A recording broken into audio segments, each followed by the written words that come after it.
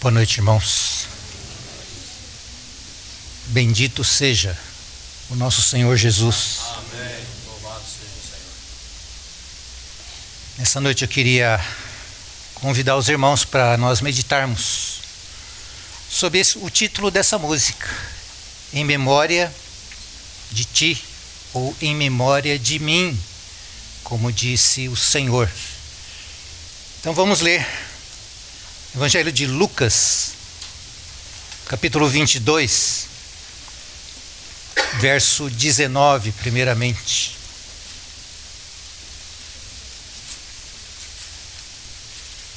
Lucas 22, verso 19. E essa frase que está no final desse verso, fazei isso em memória de mim, só Lucas registra nos evangelhos, né? E depois Paulo repete isso em 1 Coríntios. Então, verso 19. E tomando um pão, tendo dado graças, o partiu e lhes deu, dizendo: isto é o meu corpo, oferecido por vós. Fazei isso em memória de mim. E eu gostaria de considerar então, irmãos, essa questão de fazer em memória do Senhor, o significado ou implicações disso, em 3 movimentos. Primeiro movimento, olhando para trás. Um segundo movimento, olhando para frente. E um terceiro movimento, considerarmos o nosso hoje. Como se a gente estivesse numa viagem de carro, né? A gente olha no retrovisor e enxerga atrás. Nós olhamos pelo para-brisa e enxergamos à frente. Mas também temos o momento em que estamos, né?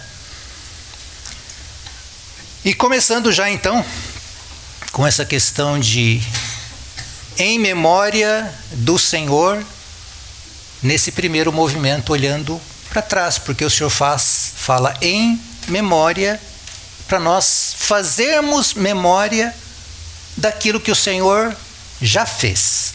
Então olhamos para trás um pouquinho, né?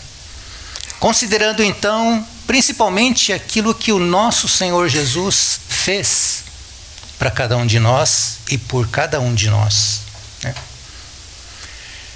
E quando a gente considera o que Ele fez por nós, nós descobrimos que, né, a gente tende a pensar, puxa, como o Senhor me ama, e é verdade que Ele nos ama tanto a ponto de dar a sua vida por cada um de nós. Mas a gente descobre também que o nosso Senhor, Ele fez isso primeiramente em obediência ao Pai. Ele nos ama sim, o Pai também nos ama, mas o nosso Senhor faz isso e fez isso por causa da vontade do Pai. E quando a gente pensa no Pai, olhando para trás também, né, eu creio que é importante nós lembrarmos que o Pai tem uma vontade. E essa vontade está com Ele desde antes da eternidade. Ele gerou isso na eternidade passada.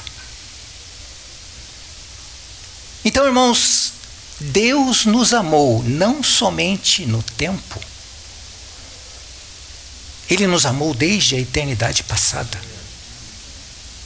E o Filho é um com a vontade do Pai, desde a eternidade passada.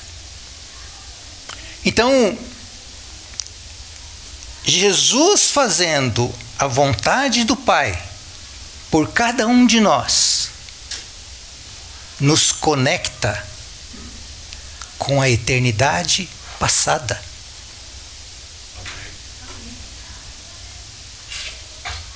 Esse movimento do nosso Senhor Jesus não foi algo dentro do tempo. Está ligado com a própria pessoa de Deus, com a Trindade.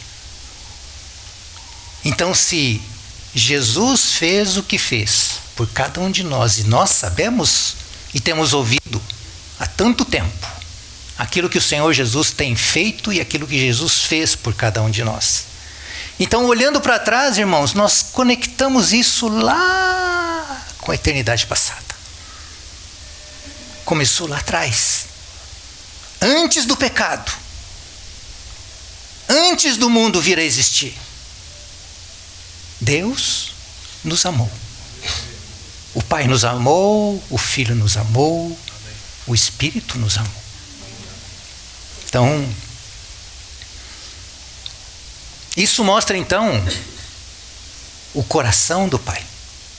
Nós estávamos e estamos no coração do Pai. E isso então mostra-nos também o propósito de Deus. Não somente Deus nos amou, mas Ele estabeleceu um propósito que alegraria o seu coração na eternidade passada, e Ele então toma a decisão de fazer o homem. Façamos o homem à nossa imagem e à nossa semelhança.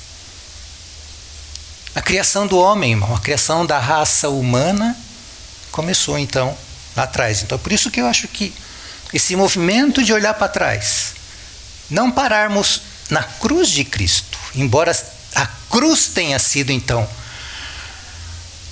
o maior acontecimento de todo esse universo, mas ele não começou na cruz, ele começou no coração de Deus, na eternidade passada. E dessa forma então, esse propósito, nós estamos tocando com algo que é eterno. Nós devemos considerar também, então, não somente aquilo que Jesus fez por nós, mas considerarmos, então, onde nós estávamos. Todos nós fomos criados em Adão, sabemos, Paulo nos diz isso. Quando Adão foi criado, de certa forma, todos nós estávamos em Adão. Quando Adão peca, nós também pecamos nele. Isso a gente também está cansado de saber.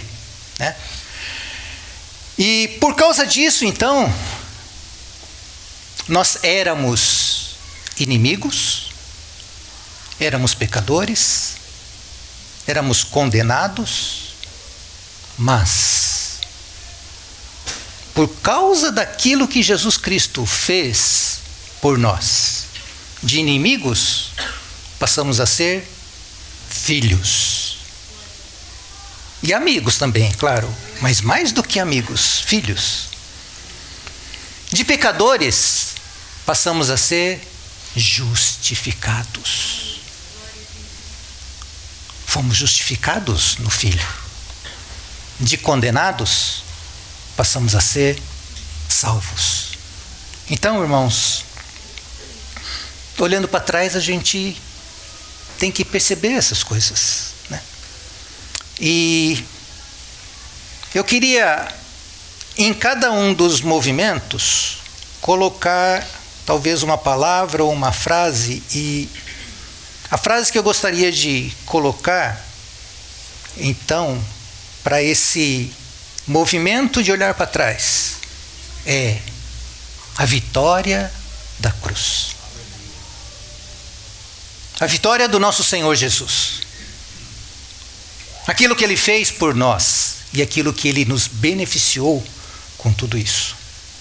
E também um sentimento com relação a isso.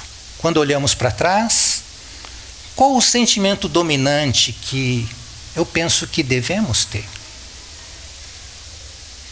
E aí eu vou para tristeza ou júbilo? Eu acho que nós acabamos tendo os dois misturados. Tristeza por tudo aquilo que o nosso Senhor teve que enfrentar, por tudo aquilo que Ele sofreu, e júbilo também porque nós fomos beneficiados. A nossa situação, que era de uma forma, passou a ser outra, e isso nos traz o quê? Nos traz alegria. nos traz gozo, nos traz participação. Então, o sentimento de alegria e júbilo. E eu queria lembrar, irmãos, de um personagem do Velho Testamento que às vezes nós ouvimos no nosso meio, Mefibosete. Com certeza nós, acho que todos estamos, né, acostumados a essa comparação de nós mesmos com Mefibosete. E é verdade. Mefibosete eu acho que é um bom exemplo da situação que nós nos encontrávamos.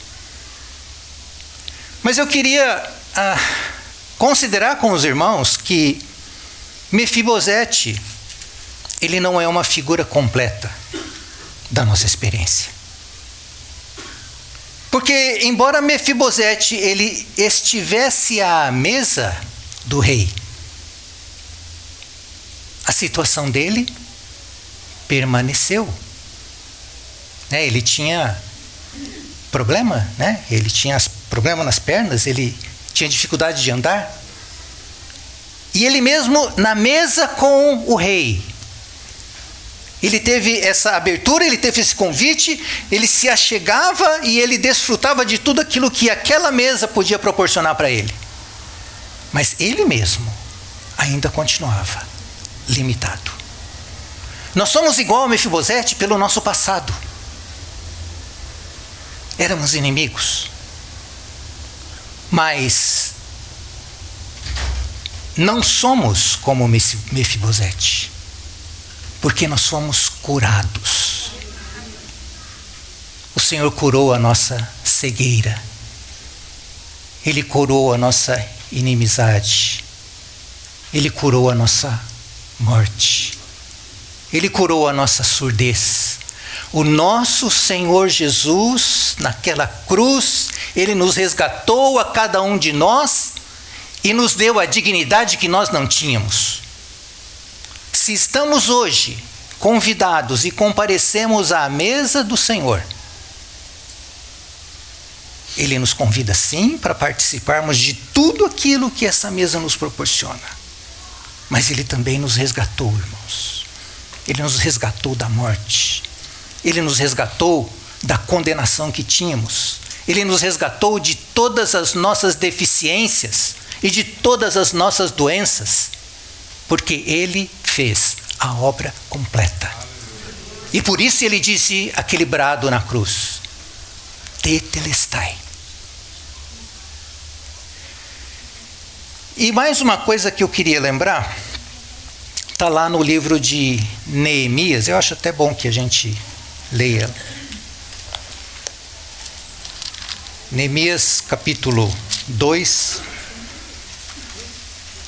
Só para aqueles que talvez não estão acostumados, né? Esdras e Neemias, então, são os profetas ou os livros que vêm após o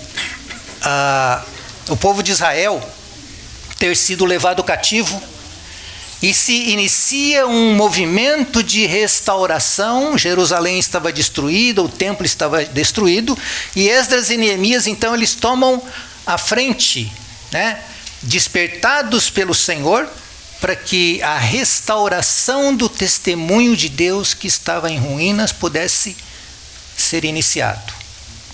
E no caso específico de Neemias, Neemias era copeiro do rei. Copeiro do rei era aquele que provava, né, o vinho antes do rei, porque se tivesse algum veneno no vinho, ele bebia, né? Então ele era o testa de ferro do rei, né? E Neemias então estava na corte do rei Artaxerxes. Neemias capítulo 2, verso 1 e verso 2, nós lemos: no mês de Nisan, no ano 20º do rei Artaxerxes, uma vez posto o vinho diante dele, eu o tomei para oferecer e lhe o dei. Ora, eu queria enfatizar essa frase agora: eu nunca estivera triste diante dele. Eu não sei por quantos anos Neemias estava servindo o rei, mas aqui ele fala: eu nunca antes estivera triste diante do rei. Verso 2: o rei me disse: por que está triste o teu rosto? Se você não está doente?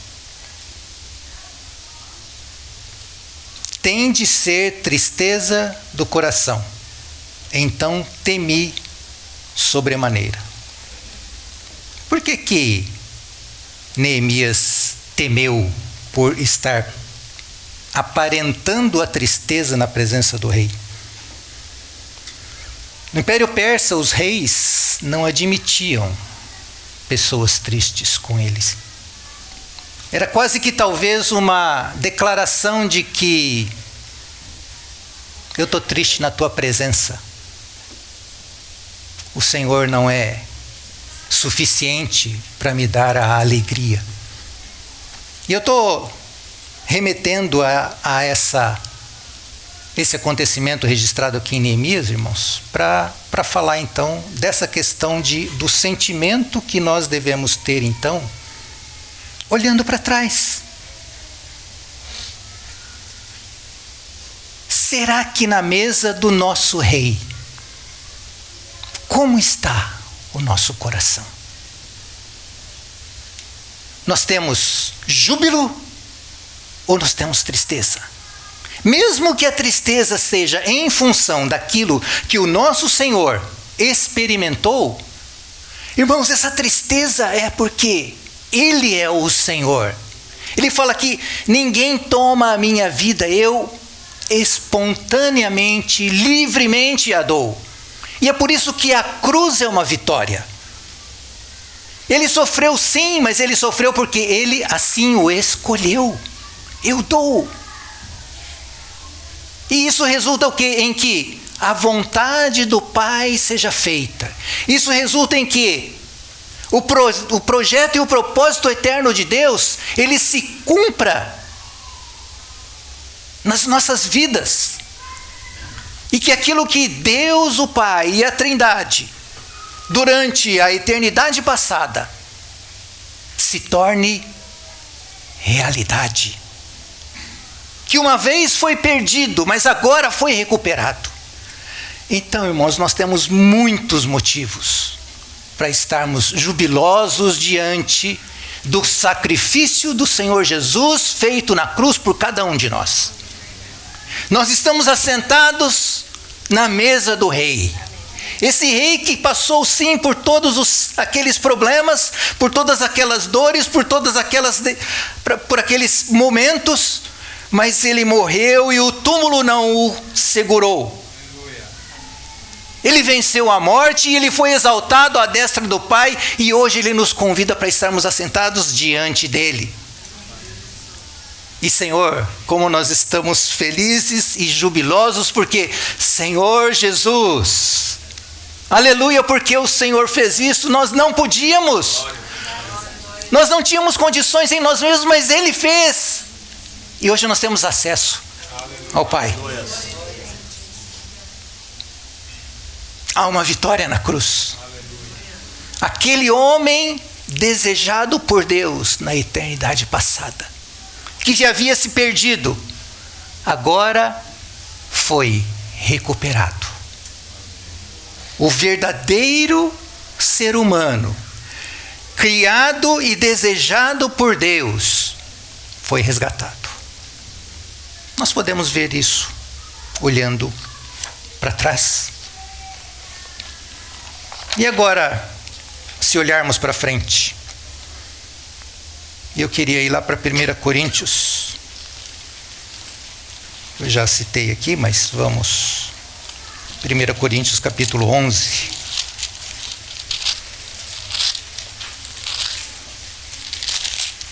Verso 25, a parte B, a parte final.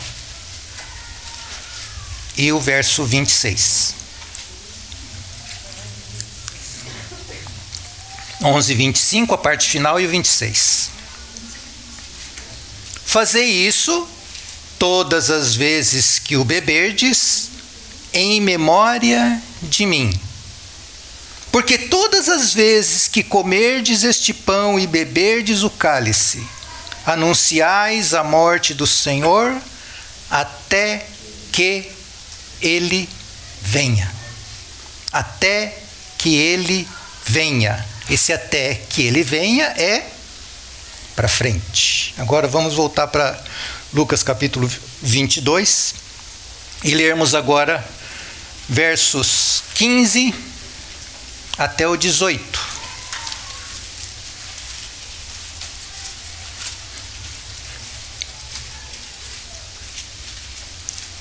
E disse-lhes: tenho desejado ansiosamente comer convosco esta Páscoa antes do meu sofrimento.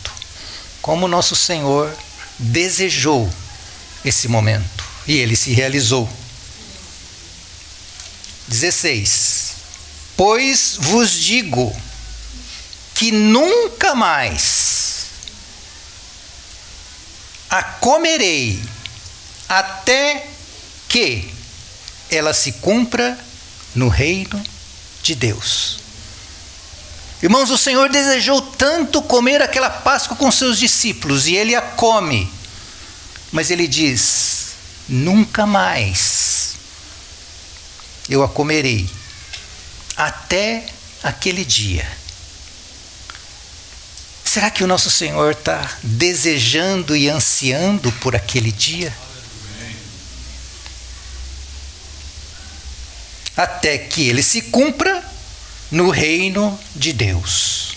17. E tomando um cálice, havendo dado graças, disse: recebei e reparti entre vós, pois vos digo que de agora em diante não mais beberei do fruto da videira até que venha o reino de Deus.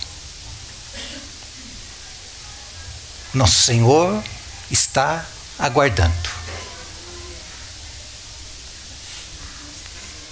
Nunca mais, até que. Quem vai impedir o nosso Senhor de realizar esse desejo dele? Ninguém. Quem nos separará do amor de Cristo? Será tribulação, será angústia, será perseguição, coisas do presente, coisas do porvir? Nada nos separará do amor de Cristo. Então, irmãos, quando nós olhamos para frente, nós temos essa bendita certeza de que aquele mesmo que fez as promessas, ele mesmo há de cumpri-las. Porque aquele que começou boa obra em nós, certamente há de terminá-la. Porque agindo o Senhor, quem o impedirá? Desejando o Senhor, quem o impedirá? Irmãos, quando nós olhamos para trás e vemos tudo aquilo que o Senhor fez por nós, de graça, por misericórdia, porque Ele quis, porque é o desejo dEle desde antes da fundação do mundo. E quando nós olhamos para frente e vemos que o Senhor fala: eu desejo, eu estou esperando, eu estou aguardando, eu tenho anseio por isso. Eu quero comer de novo junto com vocês a ceia. Eu ainda estou aguardando, eu estou nos céus, mas até que o reino de Deus venha, eu espero. E espero ansiosamente. E continuo trabalhando para que isso aconteça naquele dia que está preparado. Então, o sentimento que eu queria sugerir que nós tenhamos quando olhamos para frente é termos uma viva esperança na manifestação da glória dos filhos de Deus. Vamos lá para Romanos 8, verso 13.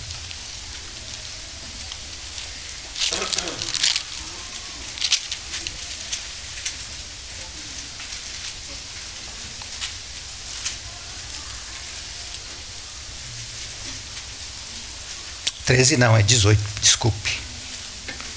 8:18.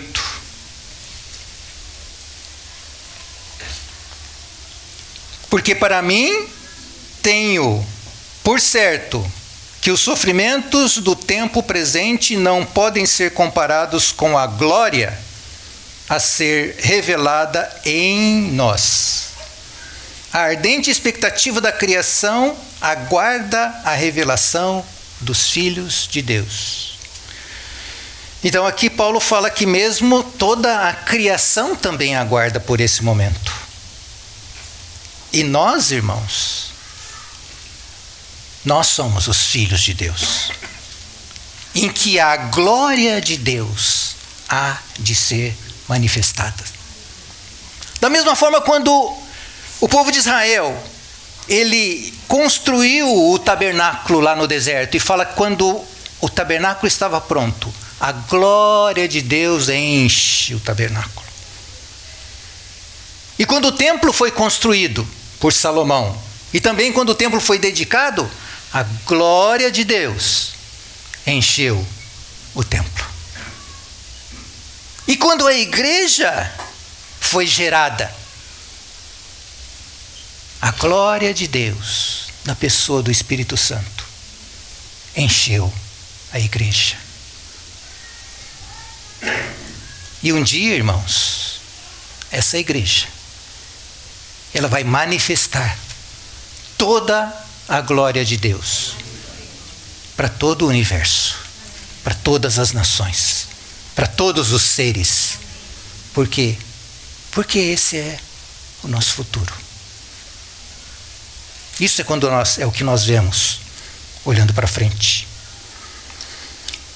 Então, como nós falamos que olhando para trás nós vemos a vitória da cruz, quando olhamos para frente, eu coloquei duas frases aqui que foram o título de duas mensagens, né?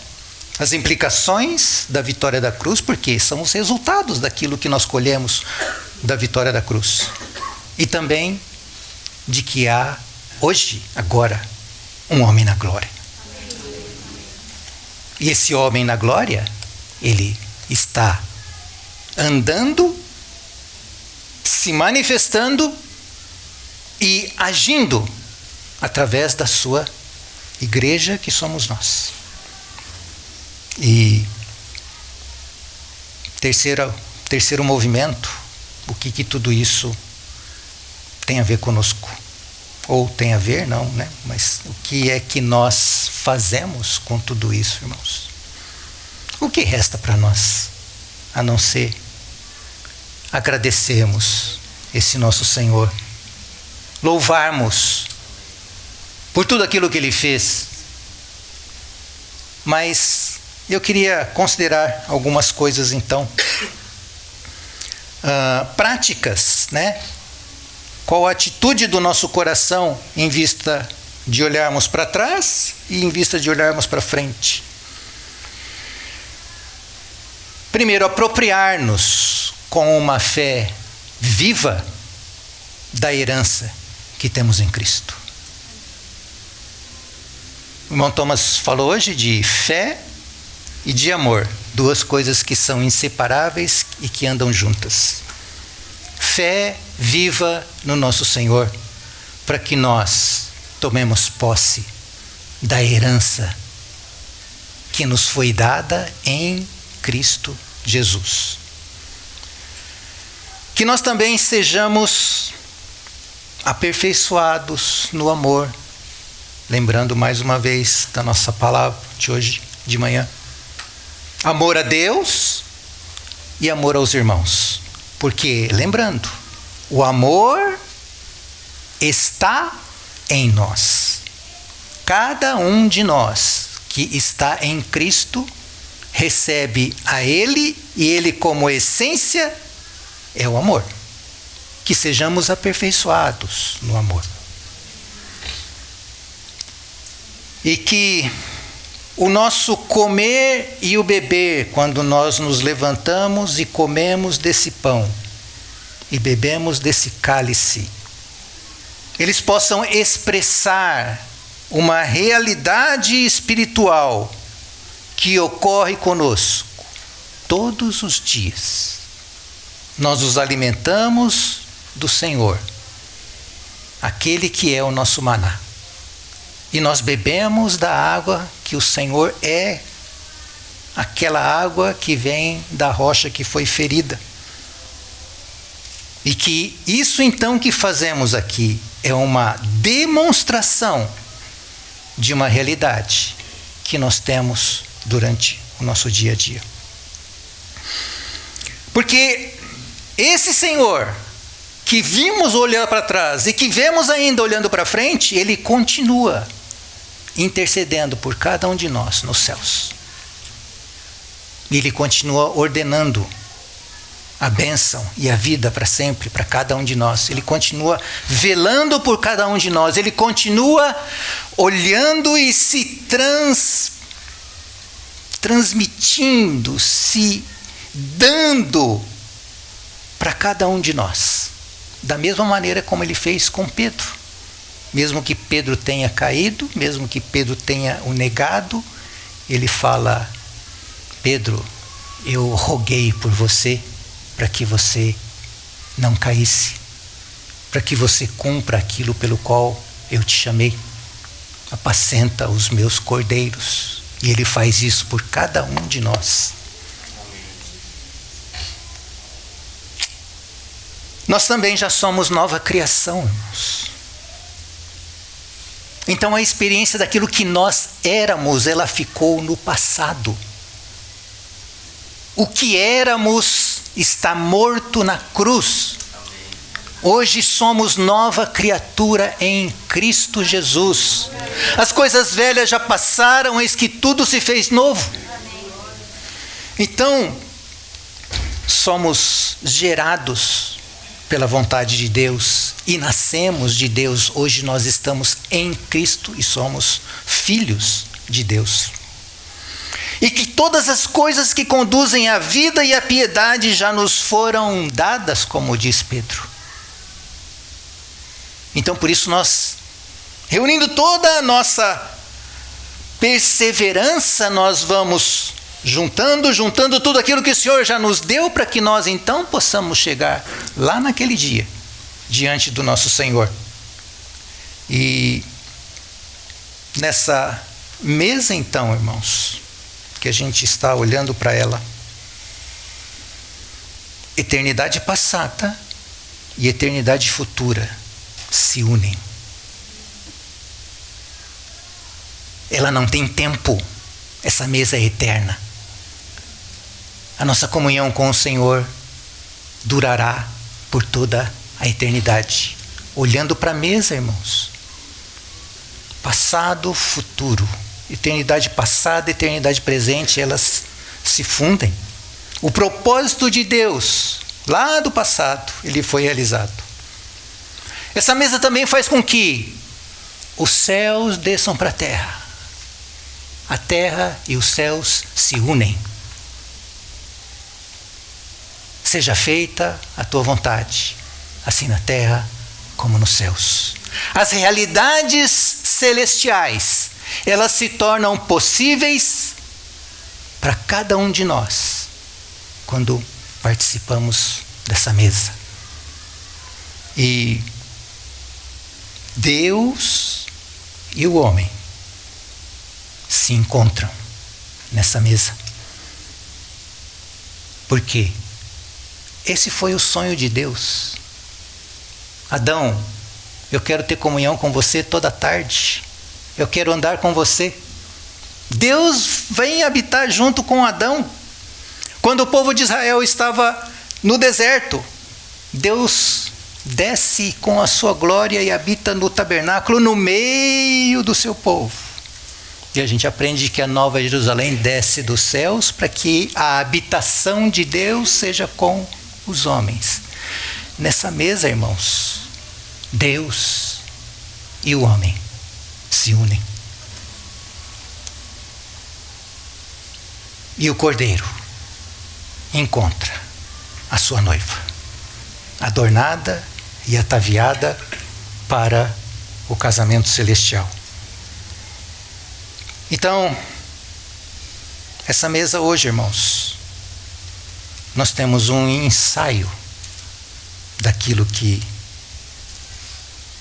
vai acontecer naquele dia.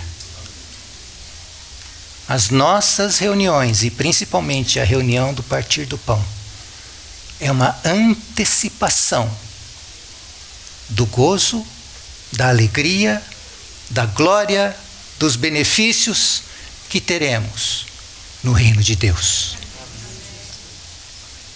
E assim, último versículo, Filipenses 3.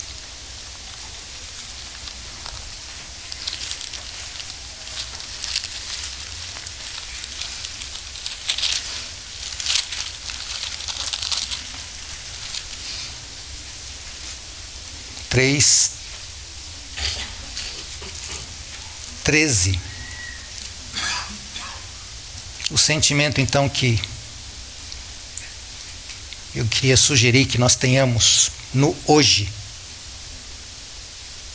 Irmãos, quanto a mim, não julgo havê-lo alcançado, mas uma coisa faço, esquecendo-me das coisas que para trás ficam e avançando para as que diante de mim estão, prossigo para o alvo, para o prêmio da soberana vocação de Deus em Cristo Jesus.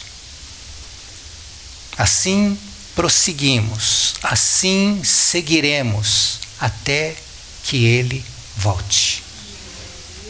Esquecendo-nos das coisas que para trás ficam, prosseguimos.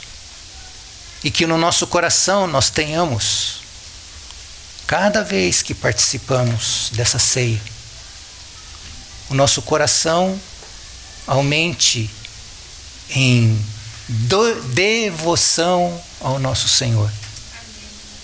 E que prossigamos cada vez mais em realidade espiritual de tudo aquilo que o Senhor tem falado a nós, tem nos revelado e tem nos dado, para que realmente sejamos aqueles que o Senhor batalhou, olhou, contemplou e Ele viu o fruto do seu penoso trabalho.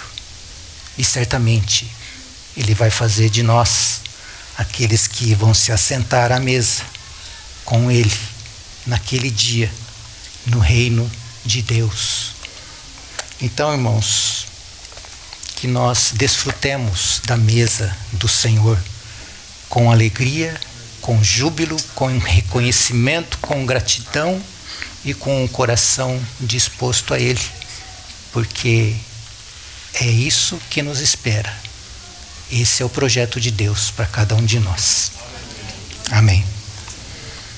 Pai, te agradecemos mais uma vez pela Tua palavra, por tudo aquilo que o Senhor tem revelado a nós, por tudo aquilo que o Senhor tem feito a nós, por tudo aquilo que o Senhor tem feito por nós.